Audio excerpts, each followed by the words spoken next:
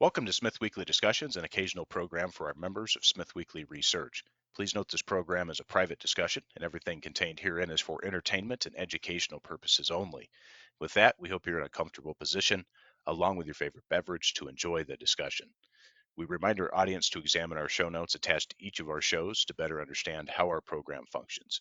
Before we get into our discussion today, we want to say thanks for questions coming from our audience of Smith Weekly, including Ryan S., Joe G., Cindy W., and Andy J. On the program today is a new guest. Mr. Miles Rideout has joined us. Miles is the Vice President of Exploration of Argentina Lithium and Energy, an Argentina focused lithium exploration company with a number of projects within a lithium district, Salta and Catamarca provinces, northern Argentina. The company is listed on the Toronto Venture Exchange under the symbol LIT and also on the US OTC markets under the symbol PNXLF. Miles, welcome to the program. Thanks for coming on. Thank you very much for the invitation. It's a pleasure to be here.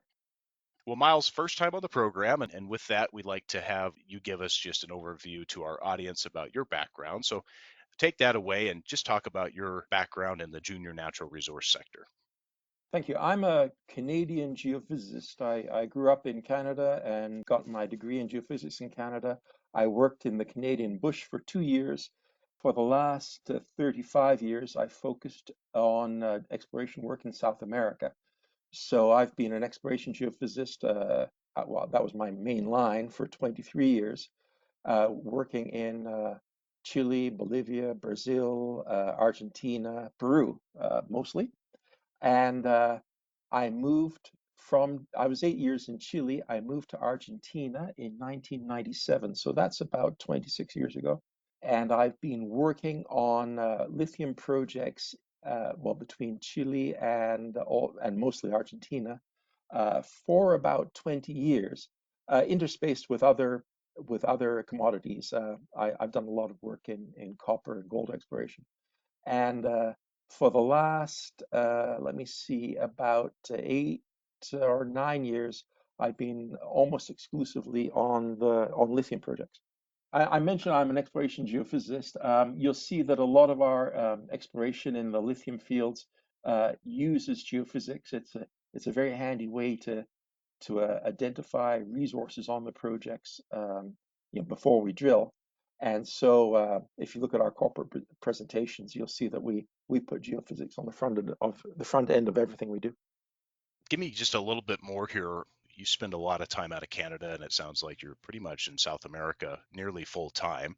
How do you like Argentina? How do you like Chile? Talk about just kind of your enjoyment of those areas, and then also just talk about how long you've been with the Grosso Group as well.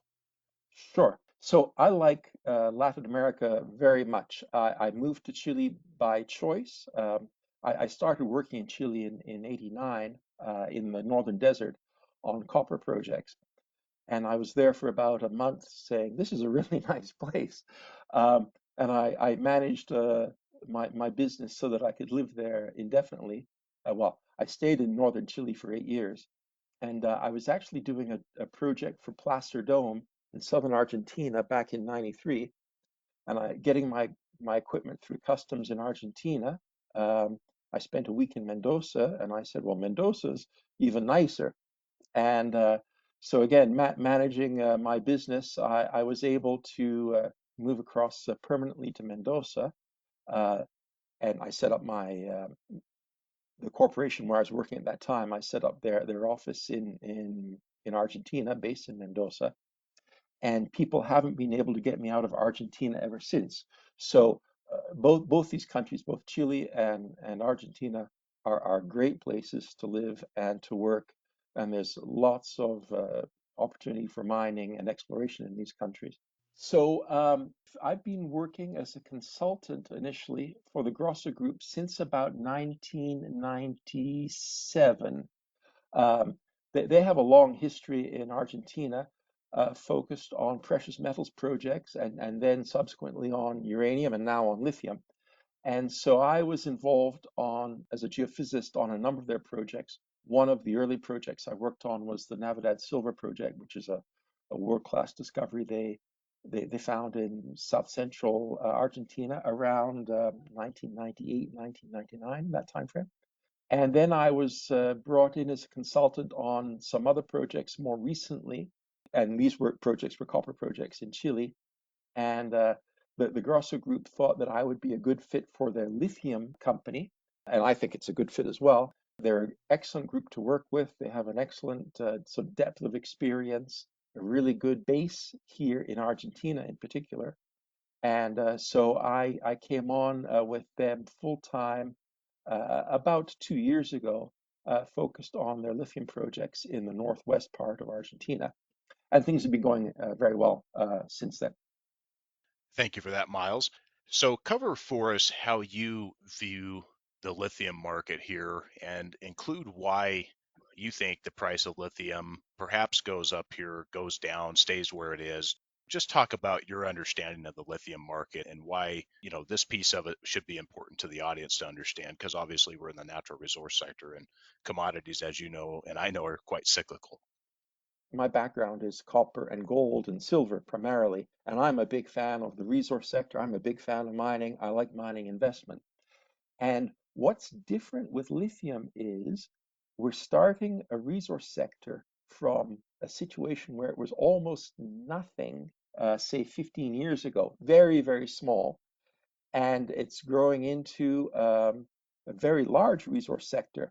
My perception of what mining looks like in general, mining investment is about 1/10 the size, or historically it's about 1/10 the size of energy investment. Energy exploration, petroleum is a much bigger industry than mining, and so me working my career on the mining side, we're always sort of the the poor cousin compared to the energy resource sector. And then you've got lithium, which is this new industry focused sort of on the margins of the energy sector, but becoming more important every day. And so you go, well, lithium could be a really important commodity. The next thing is this commodity is starting from almost zero if you go back 15 or 20 years, and it's booming, and I expect it to continue to boom. In fact, you'll see if our listeners drive around the place, they're likely to see, windmill farms round and about or other forms of renewable energy, and there's no storage. And when people are saying, "Oh, the big downside of the renewables is, no on-grid storage," for example, well, that's true, and that's why some countries need to keep nuclear or hydro or coal or gas-powered plants, you know, for their baseload capacity. They don't have storage for their renewables. Well, lithium isn't a main commodity in the on-grid storage yet. I have a feeling that might be down the road, but of course, lithium is essential for our electric vehicles and our laptops and our cell phones.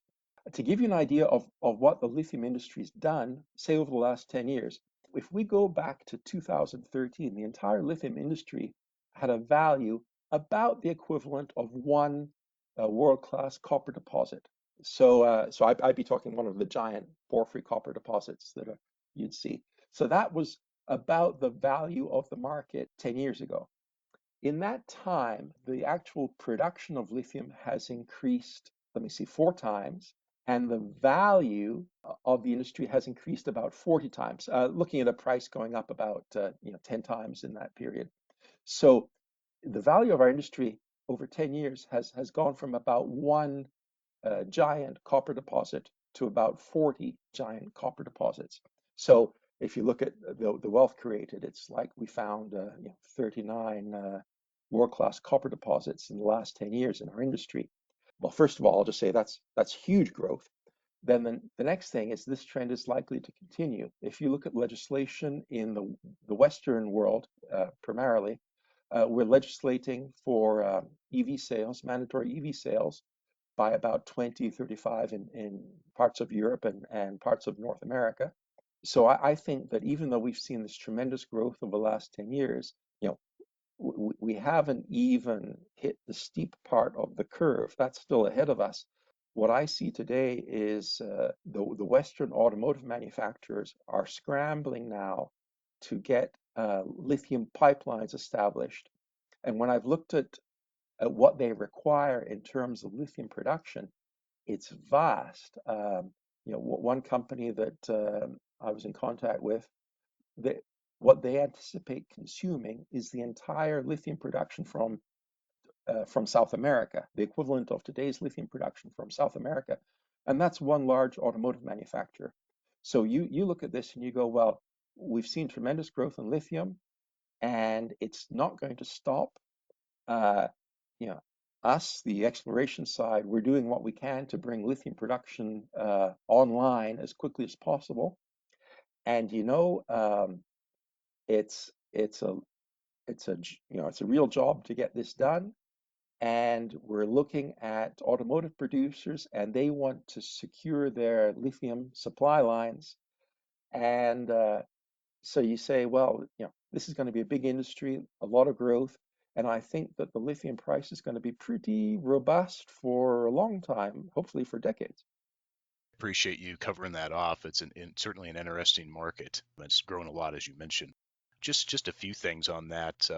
What is your thoughts on, as you mentioned it, and it has a special place with us over here, but your thoughts on commercial nuclear power? Well, my own feeling is I don't see how we can not have nuclear.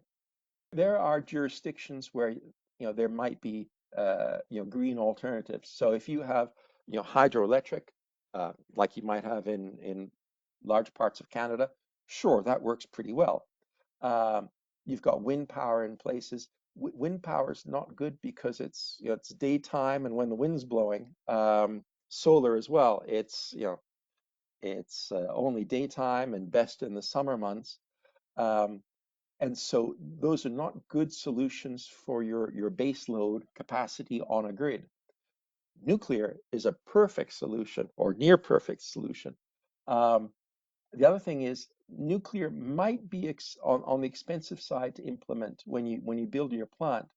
But once your plant is running and operational, the cost of nuclear fuel is very, very low. It's an extremely energy dense fuel. And so you can run your nuclear plant, once it's built and commissioned, you run it at very low cost for 40 or 50 years, and then you decommission it or upgrade it or whatever you do.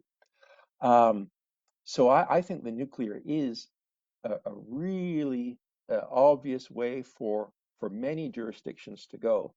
And I have trouble with, for instance, what Europe has done, what Germany has done, where they've taken plants offline prior to completing their lifetime usage, because in this case, then they've expended a lot of money to build the plants. And when the plants are now running at low cost, they take them offline. And you just go, well, that's counterintuitive. I don't think that was a good way to go. Yeah, completely silly. And let's not lump the policymakers and central planners. Let's not lump them in with the German people. I think there's a huge difference in Sure. intelligence here.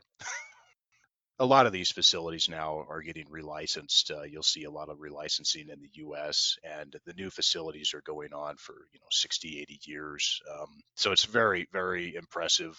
As you know, the energy density and quality is in a whole different level compared to Yeah. all other forms of energy, as you know. Back to lithium here, just to stay on focus. What is your thought? Because I know you've looked at this too. Certainly, wind and solar very wasteful, very large footprints. But with respect to lithium and battery technology, do you think lithium and the need for lithium stays very robust in the decades, many decades ahead? Or do you think technology, the composition of some of these batteries, as you know, there's other components. Do you think it changes? What's your thought on the tech side and how quickly that might advance with respect to battery quality? I mean, batteries are improving leaps and bounds. Currently, mostly what we're seeing is lithium technologies, but my cell phone of today is much better than my cell phone of say 5 years ago in terms of battery durability, and so I expect that you know our batteries using lithium-based technologies are bound to continue to improve. And I would expect that, likely the cost for capacity is going to come down as well. Lithium's attractive because really it is not an expensive commodity. It's a relatively easy commodity to produce. There is incentive to improve battery performance and look at potentially other battery types. But right now, I think in terms of high capacity, lightweight batteries, lithium is head and shoulders the best choice. Maybe in 10 or 20 years, we'd be saying, well, there's a new type of battery on the market, it's coming, but we don't know what that's going to be yet. Yes, and of course, commercial viability is a whole different conversation, right? And it takes a long time for this, for technologies to Well, be sure. improved and replaced, right? Right. Right now, what I see is people are gearing up. So when I say people, manufacturers, most of the automotive manufacturers are betting on lithium batteries. I think the one notable exception would be Toyota, which is, I think the world's biggest automotive manufacturer, and they're going a different way. But everybody else is going, lithium battery storage. And I think it's a great choice. The costs are good, the durability is good, it's a commodity you can produce, and the technology is well proven. So let's move into the company here. How about just a brief overview of Argentina Lithium and Energy Miles, and then we'll get into some specifics on the company. We are a Canadian-based company. You did a very good summary at the beginning of this show. Our main office is in Vancouver, Canada, and then we have an operational office here in Mendoza, and all of our projects are located in the northwest part of Argentina. What we're looking at here is brine deposits in salt lakes. So you look at northwest Argentina, it's a high plain. It's about typically about 4,000 meters, well, 3,000 to 4,000 meters elevation. And you'll have these closed basins where water inflows from rivers and rain, occasional rain, and it's leaching lithium out of the local volcanic rocks and depositing it in the central parts of basins and evaporating it, and you get these concentrated brines then in these closed basins. That is our exploration objective. We are looking at those types of projects. What we anticipate doing is, as we discover resources, we'll take these projects into production by drilling extraction wells, and then you pump the brine to surface and you process it and you extract lithium, which would typically be sold as a lithium carbonate or a lithium hydroxide. So when we have a finished mine, it doesn't look very much like a mine. What it looks like is a series of wells drilled on a salt lake, a processing plant located on that salt lake, relatively low energy consumption because we're pumping brines, extracting the components of the brines that we need in a local plant, and then selling our product like that. So that's what we're doing in terms of our exploration. And we mentioned the Grosso Group. I'll just point out that Grosso is a management group. They're not directly a shareholder in the company, although management people in the Grosso Group are key shareholders of Argentina Lithium. And I'll just point out as well that the Grosso Group manages two other companies. There's a precious and base metals company, Golden Arrow, and there is Blue Sky Uranium. All three of those companies are focused in Argentina, and Golden Arrow is also looking at projects in Chile. What Grosso brings to our Argentina Lithium Group is we're sharing first-class resources between three companies. So whether we're looking at GIS services, legal services, business development, things like that, we have a really first-class team, and Lithium Energy only needs to pay for about one-third of that team. So we're able to basically punch above our weight when it comes to political action or technical issues or business development. Good to cover that off and give us a good idea and flavor for the overall structure and the umbrella. Just a little bit more on that capital structure here with the company specifically. Can you go ahead and give the audience just a quick overview here in terms of cash on hand, shares outstanding, and then, of course, the ownership at the board management level, and, of course, any other major shareholders you'd like to mention? We're publicly traded on the venture exchange. We have 130 million shares outstanding. We've done a couple of financing, so we have warrants and also options out. Fully diluted, we're 213 million shares. Uh, a recent market cap is about $34 million. We did our last financing at the end of last year, and we raised approximately $10 million, which funds us through this year. So we've been drilling, well, we were drilling last year. We've been drilling through the first half of this year, and I intend to keep drilling, likely on two projects through the second half of this year, and we're funded for that.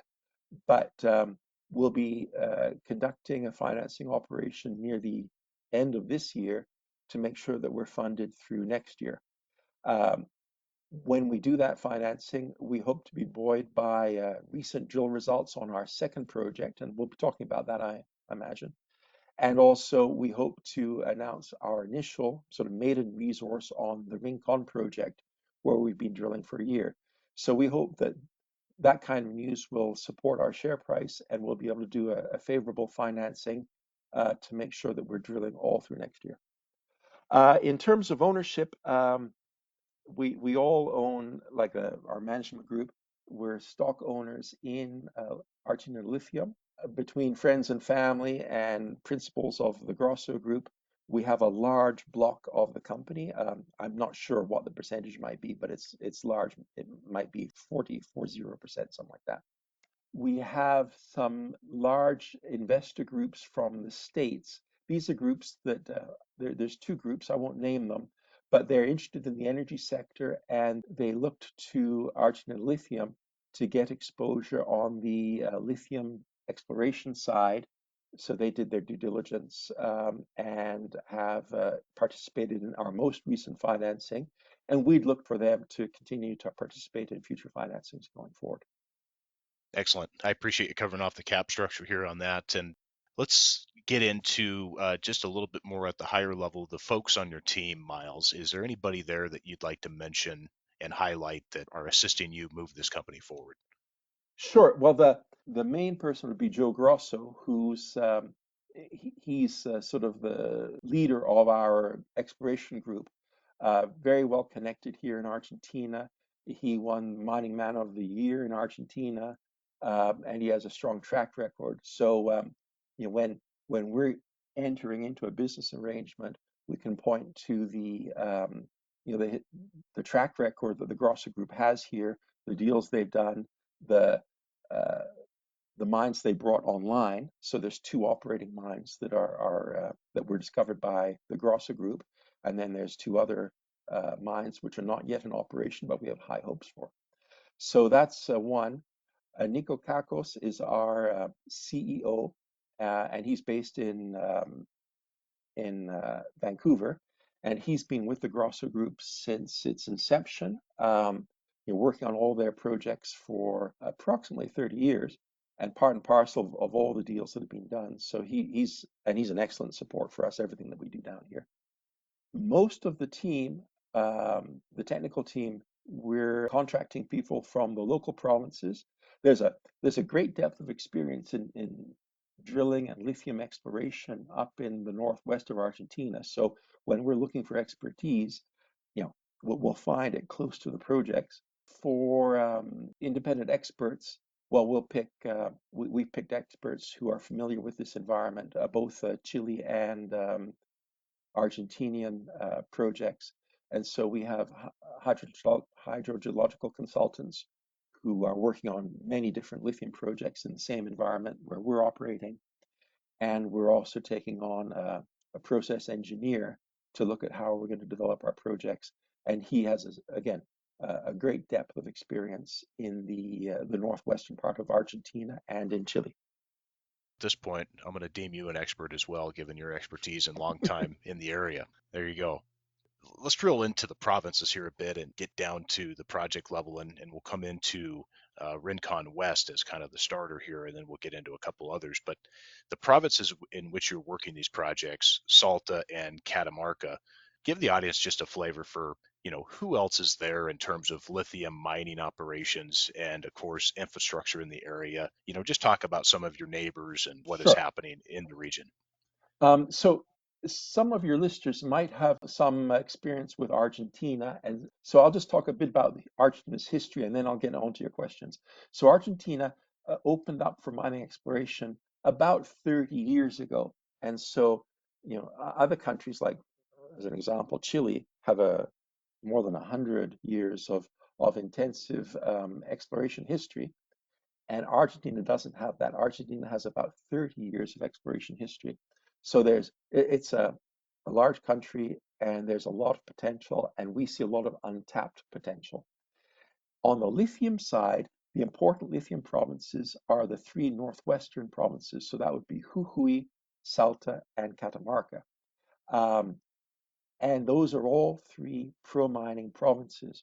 Something which is, I don't think it can be overstressed is if an investor is looking at jurisdictions that are favorable to lithium exploration development, what really sets Argentina apart is that lithium here is regulated the same way as any other mining commodity is.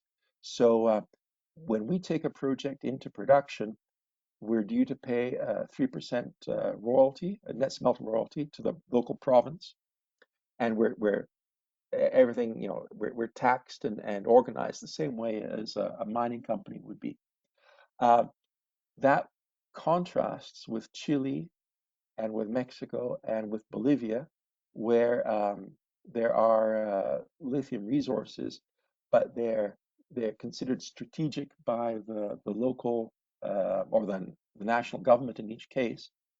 And so to get a project to go ahead, you each country would be different, but uh, it's all shades of, you have to make some kind of a deal with the local government to get your project to go ahead. And so Argentina is absolutely not like that.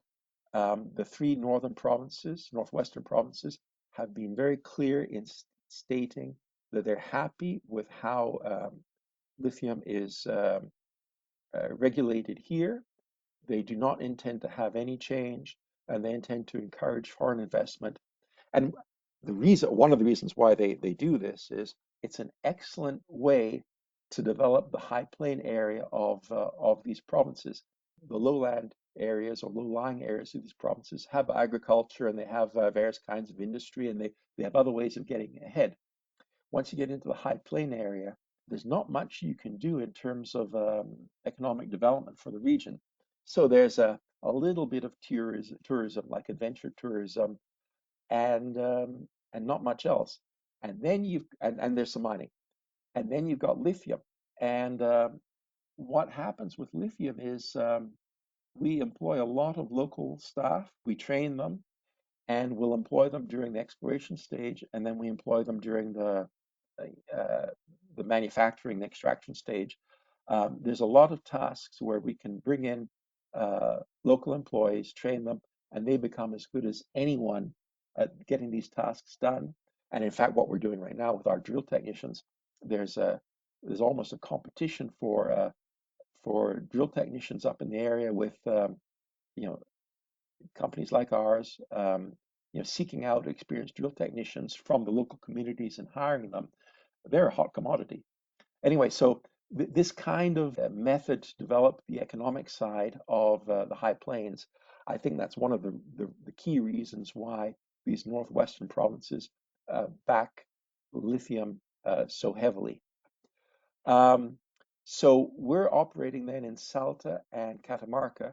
Both those provinces have a long mining history, and what we see is particularly, well, between Salta and Catamarca, that's the historic district for lithium. There's a large salt basin called Salar de Hombre Muerto, which has the historic lithium production of Argentina, and they produce a lot of lithium. There was a recent merger between Orocobre and Livent, and their key production is in Salar de Muerto.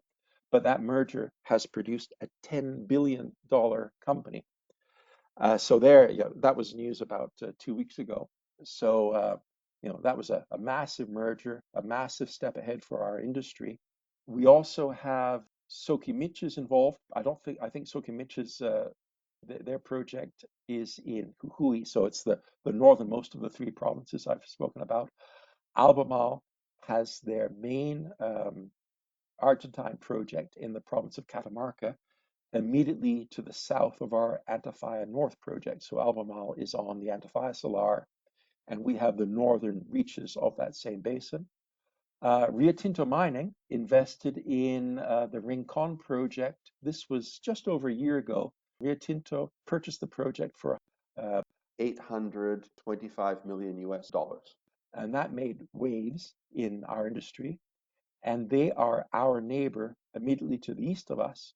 They have the Rincon project, we have the Rincon West project. So so two of our neighbors are world-class producers. One is the second largest producer of lithium in the world, and the other is one of the world's leading mining companies who is now getting into the lithium space. Yeah, that gets some good context on where you guys are located at. Let's talk specifically on Rincon West. As you said, this is bordering the Rio Tinto property there, and seems to be, from what I can tell, this is the first focus for you guys. Talk about the current status of the project, Miles, and then the immediate plans to advance the work here. Right. So we acquired the initial block at Rincon West about 18 months ago, and that predated the purchase of the Rincon project by Rio Tinto. Uh, we knew that the project was being shopped around, but we were able to get our key property position ahead of that big deal being done. That was an advantage for us. Prices hadn't gone up since at that time.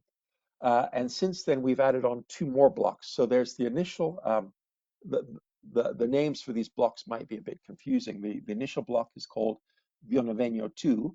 We've been drilling there for the last year. There's a somewhat smaller block to the east out over the salt flat called Rinconcita 2. And we acquired that last year. And we acquired that doing a deal with the provincial mining company of Salta. And then in the third quarter last year, we did a deal for a northern block just north of the Rio Tinto ground called Paso de Sico. So we've been drilling on the first block for the last year. We have 9 holes completed. We're currently paused on that project, and we're working on our maiden resource estimate for that project. We're just completing our permitting for the next block to come in. This is the one that extends out over the salt flat, Rinconcita 2, and we expect that permit to be approved basically any day. I was hoping to have that approval, by the end of this month. That doesn't look like it's going to happen, but hopefully we'll be able to get our drills running there during the month of June. And we have 5 exploration holes scheduled for that property. Then we'll be doing a rotary well and a pump test, and we expect to have a resource for that second property um, in the latter part of next year. Uh, so what that means is we'll be drilling right through the end of this year on Rinconcita, and once that project is drilled out, we're going to move that same drill rig to the north, to the Paso de Sico property, and I've got approximately 8 exploration holes drilled there.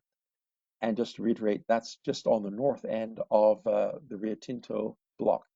So basically, there's 2 areas that we're either drilling currently or will be drilling shortly.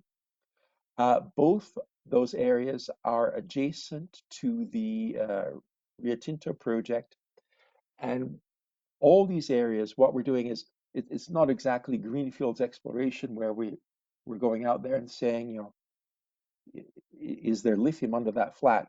What we're doing is uh, we're going into areas which are on the same salt flat as the Rio Tinto resource, and we're confirming that we have the same quality of brines underneath our projects that Rio Tinto has. So we're, in a sense, we're risk averse. What we like to do is acquire projects where we think we have strong mid-grade brine values and a high certainty of finding brines on the projects, and then we go out and prove it. And that's what we've done so far. So that's the Rincon West project. I think that this is an excellent prospect for us.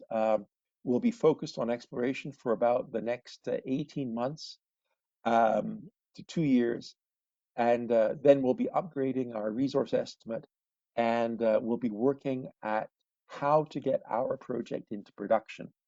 And right now, all possibilities are on the table. Whether we would partner with a technology company, partner with a production company, partner with our neighbor, or potentially do a go it alone approach. All of these approaches are workable. They all have their points in favor and against, and we'll just have to see. What we want to do first before doing any other deal, though, is we want to find the resource potential that we have and maximize return for our investors with our exploration work. Miles, talk about in this area what you guys would see as a reasonable economic deposit size based on some of the neighbors, some of the other deposits, some of the stuff that's advanced in production. What do you think is basically a deposit size, and what you guys have is really economic that would attract? There's not many of those, but some of the majors looking at the project and the deposit that you guys have potentially discovered. Sure. So our property size at Rincon West is 3,700 hectares. So that would be, there's some different blocks, but if you pictured a property which is about roughly 10 kilometers north-south and maybe 4 kilometers east-west, that's about the size of our blocks if you add them all up together.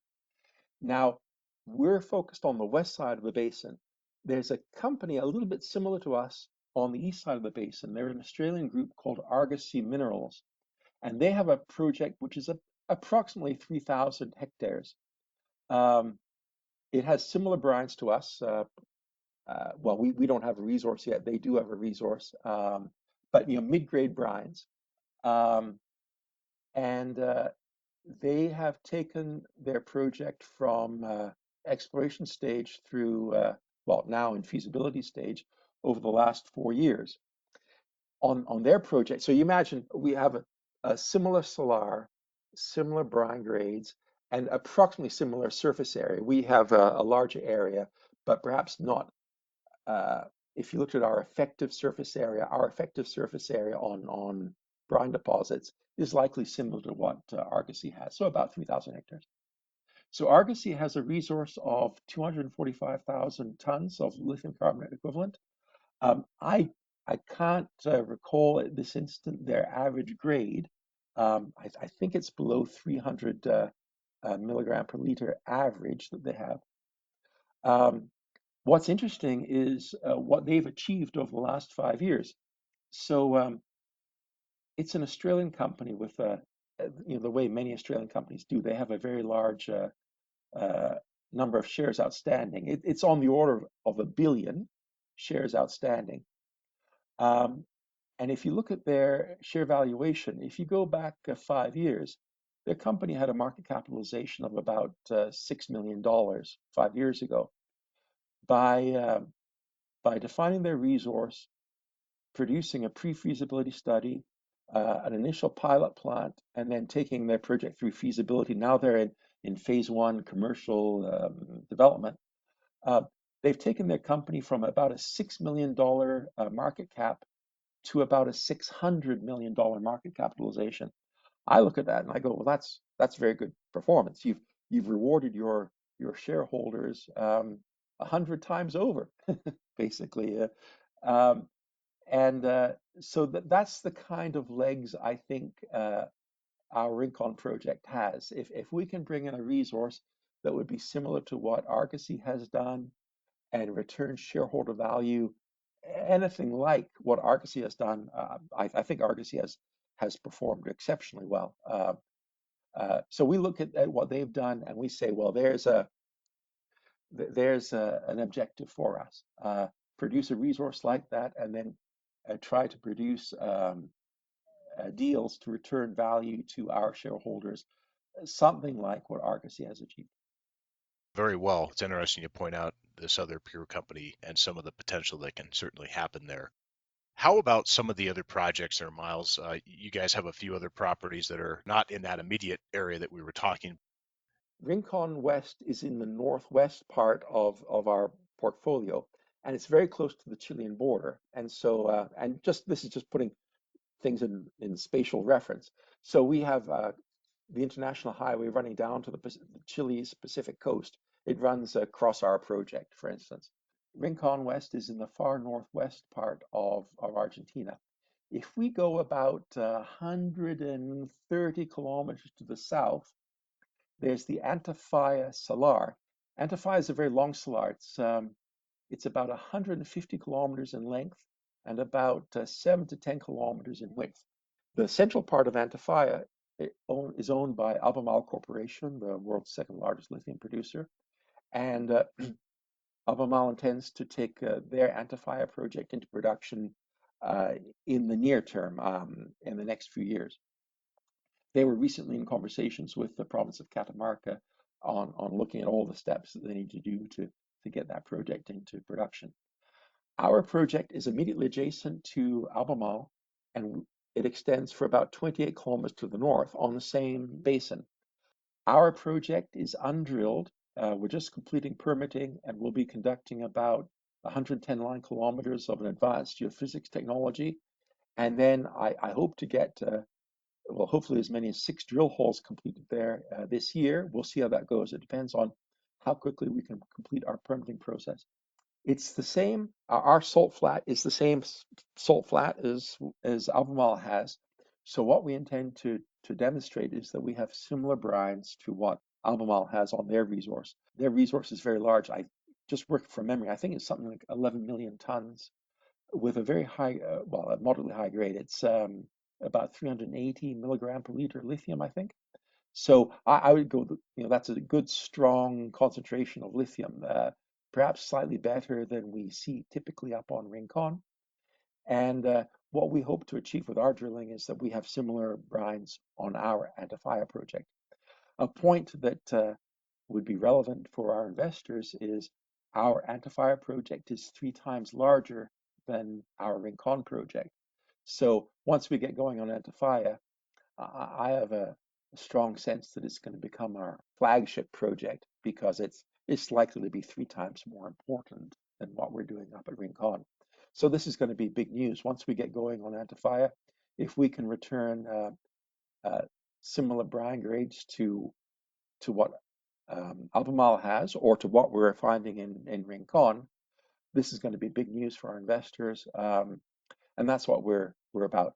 I have a good feeling about the project. When you're down on the salt flat and you're looking north at our project, it's the same elevation, it's continuous, it's big, and so I think that there's a high chance that we'll have a very good success on Antofalla North.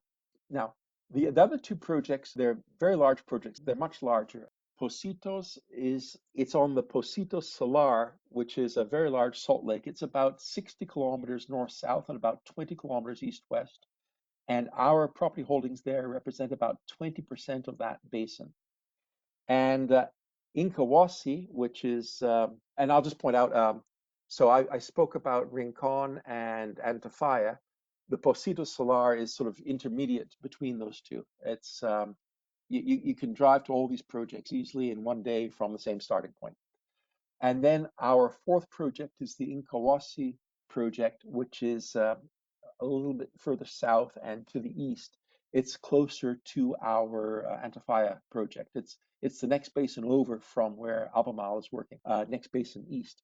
And Incahuasi is 25,000 hectares. So these are both very large projects on large salars. Oh, and at Incahuasi, we have 100% of the salars. We have the entire basin. The downside of these areas is neither area has a resource drilled out yet. All historic drilling on those 2 salars, on Pocitos and on Incahuasi, all historic drilling returns lithium, but not the high grades or mid grades. So what we've seen is lower grades on the order of say 100 milligram per liter, uh, values perhaps up to roughly 150 milligram per liter lithium. Right now, we're not working on our Incahuasi project. We have 4 historic drill holes completed there that produced an average grade of 109 milligram per liter. Currently, we're focused on our main projects, Rincon and Antofalla. Once we have the exploration completed on those projects, we're going to be focused then on Positos and on Incahuasi. And I'll just point out what's happening on Positos is neighboring companies, other peers of ours are drilling on properties adjacent to us, and they're working on resources there. So I think the potential for Positos and Incahuasi would be, we have large projects, we could have large tonnage, but lower grade resources there in future years. I think it's advantageous for us to let our neighbors drill out Positos so that when we can take our exploration drills to Positos in about 2 or 3 years' time, there'll be a lot more information available on Positos. Hopefully, we'll be able to start drilling right in the hot spots on the basin and not waste any time. So I think that taking a slower approach on Positos is advantageous to us in that regard. We don't have that advantage down on Incahuasi because we don't have any neighbors. We have the entire basin. So we'll be advancing Incahuasi with our own geophysics, coming up with conceptual models which areas have the best potential. And when we can take our exploration drills down there, we'll do our job and see where the best grades are. But I think that these large tonnage, lower grade resources have interest for investors, potential interest for investors. If you go back to how I was describing the lithium industry over the last 10 years, I think that as the established basins get drilled out and put into production, there's going to be fewer and fewer places where one can go to develop new production. And and the next thing is there's new technologies for extracting lithium from these lower grade deposits which are coming online. Uh, it, the class of technology is called direct lithium extraction. So we're closely watching one of the leading direct lithium extraction projects. It's Lake Resources Kachi project, and they've been in the news recently as they make headway with their various technical hurdles. But I think that as direct lithium extraction becomes a main technology for producing lithium, uh, these large tonnage, lower grade deposits are going to become very valuable. So what we've done is we've taken these very large property positions, sort of anticipating where the market is going. We think that in 3 years' time, projects like this will not be available at any price or not at any kind of reasonable price, not at the price we can afford. So we took the opportunity to anticipate the market, pick up these large sort of strategic properties, and we're looking for technical advancement on direct lithium extraction and also for the market to increase its appetite for those large tonnage, lower grade types of deposits. I hope that's clear. Well, it is, and I appreciate that. And it looks like Positos and Incahuasi have some real good potential for some leverage here as this market develops out. Antofalla having also another good piece of potential exploration ground here where you guys can come up with multiple deposits. And it's all appears to be definitely a growing lithium production area as this market continues to develop out. So let's look down the road a number of years here. You mentioned this before. Obviously the company would always be open to a potential buyout as things get discovered and you guys continue to delineate these deposits. But talk about your guys' internal capacity in terms of if you guys did bring up economic deposits somewhere and there wasn't an immediate buyer, would you guys look, given the nature of these projects, would you guys look to go ahead and move those forward and actually become a producer? Or is that something that you guys would not really prefer and would prefer to, sell this off? And just talk about that exit strategy a bit. Yeah, a go it alone approach is probably not our first choice. We view ourselves as more experts on the exploration side. So we're really focused on doing our jobs on the exploration and the resource side well. I think that it would be advantageous for us to partner with a production company or a technology company, someone who can bring a lot of know-how to the table so that we can get one of our projects once we've completed our resource, uh, so that we can get the project into successful commercial scale production quickly. And I think that would be, we'd have a higher chance of success if we're doing that with experts in that field. Um, my own view is I think to participate in a production story is a great approach. The Grosser Group has historically done this with their precious metals discoveries. But I think It allows our investors to participate in, you know, uh, as new resources are identified on the project. Our investors would participate in that increase in value. Um, so my own feeling is I think it would be a shrewd on the part of the Grosso Group and our company to maintain an interest on the production side because we have four different projects, and I would say two are really first-class projects that I hope likely to go into production. Uh, we've got the potential where we could say, well, we're going to partner on one of the projects, and on the other side, we'll we could maintain the second project under our own umbrella and basically, carbon copy what we've done on the first project onto the second project and do something like take the project ahead ourselves. So discussions like this are undoubtedly in our future. I love the case of Argosy, where they're taking a go it alone approach. They show that it can be done using conventional technologies. Um, our our neighbor in the Inkawasi area, our neighbor to the southeast is Lake Resources Kachi project, which I mentioned previously. It's the next basin over, and they're demonstrating that what you can do by partnering with a technology company, and you can apply then advanced technologies to your project and get things moving very quickly. There's arguments for both approaches. I also will just point out there's a there's a huge amount of interest securing lithium supply from, for a start, automotive manufacturers, but battery manufacturers as well.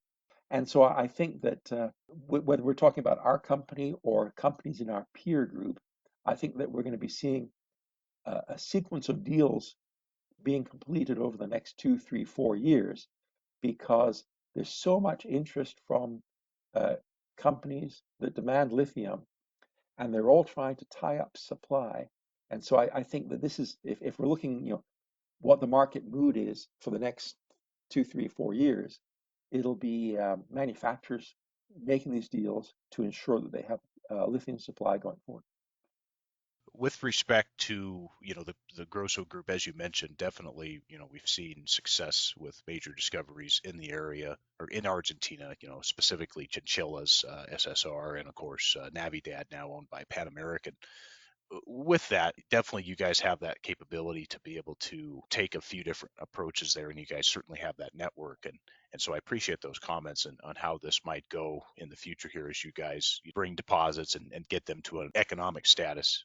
With that also, I know you just touched on it just a little bit before, but just want to give you another opportunity again before we wrap up. On the community efforts and sustainability front, any comments that you have there with respect to what you guys are doing to, obviously you guys are sourcing some local service providers, new training for local new hires. Just talk about some of your work on the community effort side. Communities for us are quite central to our work. One reason is because we've chosen projects which are close to infrastructure and local communities. So, currently we're drilling out our Rincon West project, and we have our geological crew based in the nearby village of Olocapato, and it's about an hour's drive, just a little bit more than an hour's drive from where we're drilling.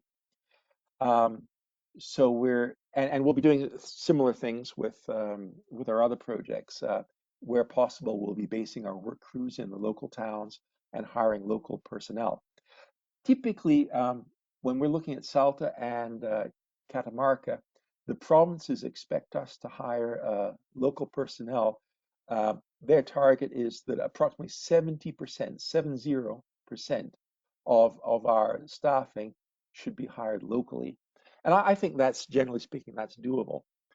What we're able to offer these communities are these well-paid and long-term technical jobs. Right now, we're just basically doing drilling and geophysics, and we're hiring lots of local young men for that kind of work. But as we move forward to production stage, assuming we get to production stage, there would be administrative people, managers, supervisors, positions that might be less physical than what we're doing right now with our drilling and geophysics. But these are jobs where you can, you'll have a career. You get trained on on the technical side of the work or the administrative side of the work, and your project's going to be in production for 30 years. So, a local living in Olocapauco or in Antofalla can can uh, can look forward to a career with us or with somebody in our peer group, or jumping from company to company looking for advancement, for instance. I think a career in lithium is a great way to go for residents of the High Plains. And of course, we meet with the community leaders. We provide reports on our activities. And when we're doing permitting, the community leaders get copies of our permitting.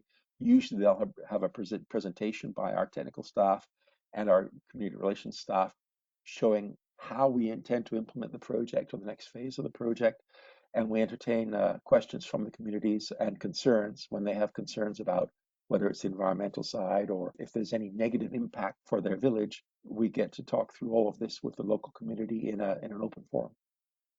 The other thing, Miles, is as a small exploration company, there's only so much you can do. I mean, you can do a lot, but as you grow and the company gets larger, obviously that provides more of a platform and runway, if you will, to do more efforts on the community front, whether it's projects and further education and development projects and so forth. I appreciate you covering that off. And obviously, you guys have a long term track record in the country doing a lot of this work. So it's always good to hear about those things. And it certainly is important. And that obviously, with the larger picture, as you and I discussed at the beginning, mining projects are so important to way of life now, and community economic activity is very important as well, and especially in these remote areas, because a lot of these projects are in remote areas that are underdeveloped.